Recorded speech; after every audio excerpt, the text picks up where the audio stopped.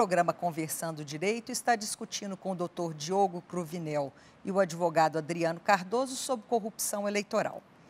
Doutor Diogo, o doutor Adriano disse que CNBB, OAB estão criando comitês nos municípios com o objetivo de receber denúncias contra a Caixa 2, corrupção eleitoral, com o objetivo de fazer eleições limpas. Qual o papel do TRE em caso de denúncia de corrupção eleitoral, Caixa 2, e o papel do Ministério Público também dentro do TRE, quando ele funciona lá? Sim, olha só, o eleitor que tiver conhecimento do cometimento de algum desses atos de corrupção eleitoral, ele deve levar essa notícia ao juiz eleitoral responsável pelo o fato onde ocorreu, né? E essa denúncia ela pode ser feita, inclusive, oralmente. E, se não for feita por escrito, o próprio servidor da Justiça Eleitoral reduz isso a termo, faz por escrito e encaminha ao Ministério Público Eleitoral, que dará início às investigações e, eventualmente, acionará, por meio das ações judiciais, a Justiça Eleitoral. Certo. Bom, uma pergunta aos dois. Como o senhor falou, o cidadão está cada vez mais sendo protagonista do seu destino político, da escolha dos seus representantes. Eu pergunto, ele quer se informar sobre os candidatos? Ele apenas ouviu dizer de um, ouviu dizer de outro, mas dessa vez, nas eleições municipais desse ano, ele quer votar bem, ele não quer errar. Qual o primeiro passo para esse cidadão que quer votar bem? Qualquer um dos dois. Olha, é preciso levarmos em conta que as eleições que teremos esse ano, elas serão as eleições mais íntimas. É uma eleição que acontece próximo da gente. Muitas vezes nós temos um vizinho que é candidato, o candidato a prefeito tem potencialmente chance de nós conhecermos intimamente. Então, paradoxalmente, pode ser uma eleição que a gente vote mais consciente, mas também ela pode ser uma eleição que a gente vote apenas por conhecer o candidato. Conhecer aqui no sentido de não avaliar o potencial das suas propostas, mas sim por conhecê-lo enquanto pessoa do nosso convívio. Então, é importante que o eleitor cada vez mais se conscientize. Eu acho que o ano de 2010 para cá, a cena política vem nos entristecendo muito. Então, o chamado que pelo menos a OAB faz ao eleitor é que cada vez mais se informe verdadeiramente do seu candidato. E lembre-se que um voto errado tem consequências gravíssimas. Porque o vereador vai contribuir para a formação das leis do seu município, o prefeito ele é o gestor, literalmente, dos destinos da vida daqueles que vivem nos municípios. Então, pedimos, né, e sugerimos que o eleitor cada vez mais se envolva. Estamos fazendo ampla campanha de conscientização do voto e acreditamos que iremos sim atingir o eleitor, em especial pelos últimos acontecimentos que estamos vendo acontecer no nosso país. Que são lamentáveis. Doutor Diogo, como o cidadão pode ter acesso aos dados do candidato para que ele o conheça e possa fazer a sua escolha? Sim, até o dia 15 de agosto, os partidos políticos têm esse prazo para, perante a Justiça Eleitoral, solicitar o registro dos seus candidatos. A partir desse momento, os dados são disponibilizados na internet, na página dos TREs e do TSE também, as informações sobre cada um dos candidatos. E há uma novidade na legislação eleitoral que veio trazida pela reforma política do ano passado, que é o seguinte: a partir das eleições desse ano, os candidatos e a Justiça Eleitoral têm até 72 horas para disponibilizar no site, na internet, tudo aquilo que o candidato arrecadou de recursos na campanha. Então, o eleitor ele vai poder acompanhar também não só o perfil do candidato, mas a movimentação financeira daquilo que ele capta de recursos, inclusive em doador? suas campanhas. Sim, a informação é toda transparente, né? Então, como o doutor Adriano trouxe aqui, uma novidade também muito significativa para esse ano é de que as eleições elas terão os seus valores bem reduzidos, porque não será mais permitido que pessoas jurídicas, as empresas, elas não podem mais doar para as campanhas. E elas representavam cerca de 90% do dinheiro da campanha. Então, na minha opinião, essa é a maior alteração que nós tivemos na legislação eleitoral, seguida de uma outra, que vem par e passo com essa, que é a redução do tempo de campanha. Então, esse tempo passou a ser muito curto, então o eleitor ele tem que fazer o seu dever de casa, ele tem que ir atrás, tem que pesquisar a vida pregressa do seu candidato ali, acompanhar aquele envolvimento político que o candidato teve, mas também essas movimentações, de onde que vem o dinheiro para suas campanhas, num tempo muito menor.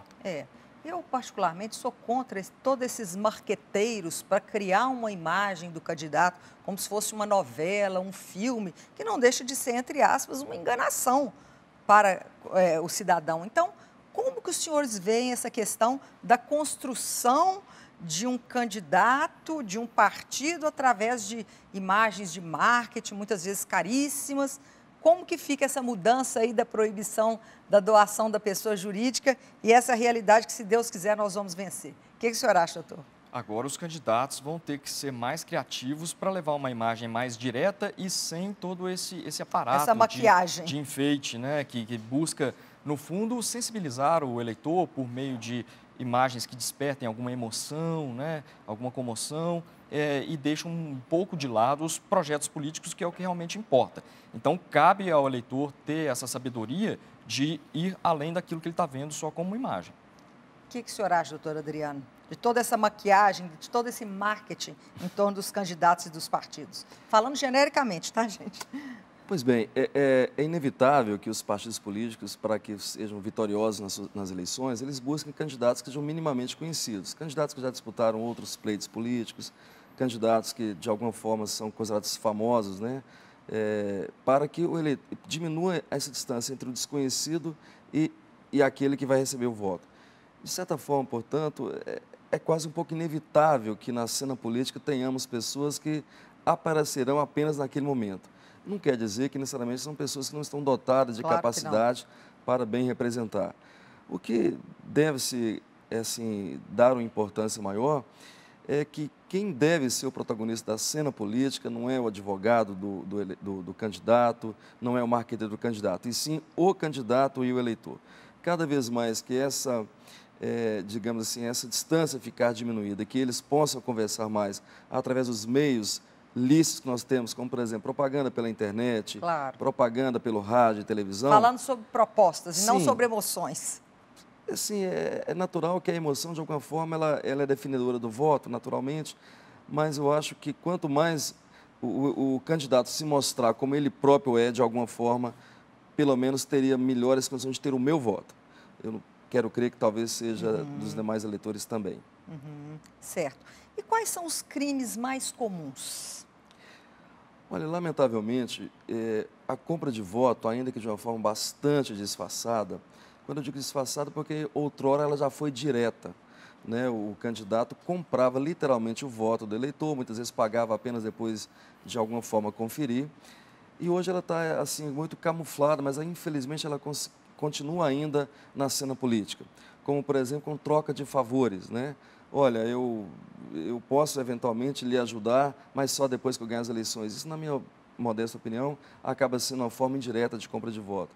Então, eu entendo que a compra de voto continua sendo ainda um dos mais nefastos crimes eleitorais. Isso conjuntamente também com o abuso de poder econômico, que é o candidato que ao longo, mesmo fora do período vedado para qualquer tipo de manifestação política, ele vem ao longo da sua pretensão fazendo atos que demonstram um verdadeiro abuso de poder econômico, como, por exemplo, promovendo grandes eventos e às vezes nem cobrando para que o eleitor participe, com finalidade meramente eleitoral. O que nós podemos ficar tranquilos, porque não só a legislação eleitoral evoluiu, mas também todos os agentes que compõem a estrutura do Poder Judiciário. Hoje nós temos um Ministério Público Eleitoral Federal extremamente atuante. Cada vez mais os TREs vêm ganhando um protagonismo muito interessante nas eleições, né? Nós temos governadores que foram cassados, nós temos deputados que ganharam as eleições, mas não conseguiram cumprir o mandato, porque deixaram de cumprir suas obrigações durante o período de candidatura. E isso mostra que estamos evoluindo muito, ainda que pudesse parecer triste ver candidatos que ganharam, mas não levaram literalmente o resultado. Mas, por outro lado, também mostra a eficiência do poder público funcionando devidamente. O TRE faz estatísticas para que a gente possa acompanhar ou não?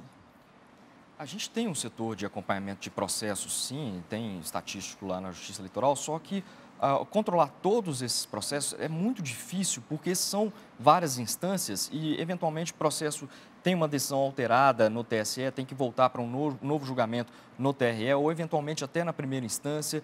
Isso acaba dificultando um pouco a coleta desses dados. Agora, isso que o doutor Adriano mencionou é muito interessante também.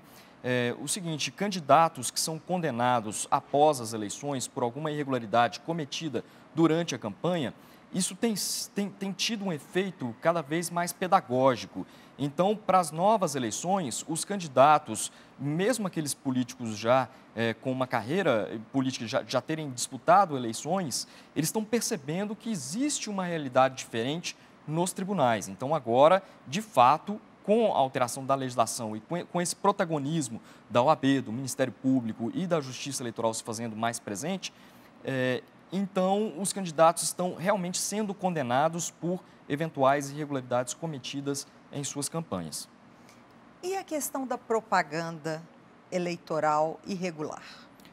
Sim, nesse caso existe uma peculiaridade, porque a Justiça Eleitoral ela atua não apenas passivamente, aguardando eventuais ações judiciais, mas os juízes eleitorais todos, do Brasil inteiro, têm aquilo que a gente chama de poder de polícia. Eles podem, de ofício ou provocados, determinar que alguma propaganda eventualmente irregular, ela seja cessada imediatamente pelo candidato, para depois serem discutidos os aspectos jurídicos ou a eventual aplicação de penalidade para aquele candidato que cometeu a irregularidade. Mas o fato de ser um período tão curto de campanha eleitoral, isso traz a necessidade de que o juiz eleitoral tome alguma providência imediatamente e não deixe aquela propaganda se perdurar enquanto o processo judicial é discutido, porque senão a propaganda irregular ela vai ter o efeito nos candidatos e nos eleitores, e aquele candidato ele vai levar vantagem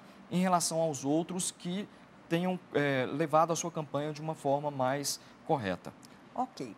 O programa chegou ao fim, mas eu queria uma mensagem pequena de cada um dos senhores para aquele eleitor que quer acertar o seu voto nas eleições municipais esse ano. Doutor Adriano.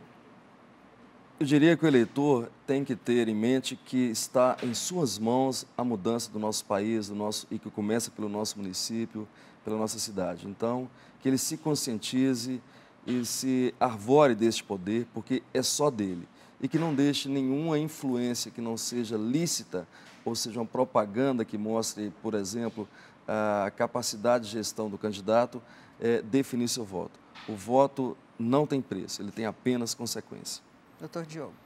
Muito bem. Nessa linha ainda, eu entendo que o eleitor, por se tratar nesse ano de eleições municipais e essa proximidade com os candidatos, que ele faça a sua escolha não apenas com base naquela simpatia ou no fato de conhecer um ou outro candidato. Ele tem que pesquisar quais são os projetos políticos daqueles candidatos e, principalmente, entender que a participação do eleitor ela não se encerra com a eleição, ela vai além. O eleitor ele tem que acompanhar o exercício do mandato, tanto de prefeito quanto de vereadores, mas também de deputados estaduais, federais, governadores, até do presidente, né, e cobrar. Como as eleições são municipais, fica mais fácil essa proximidade e essa cobrança depois. Então, a participação política do eleitor, ela não termina com as eleições. Ok. Muito obrigada mais uma vez pela participação dos senhores. Um grande abraço a todos. Até o próximo programa Conversando Direito.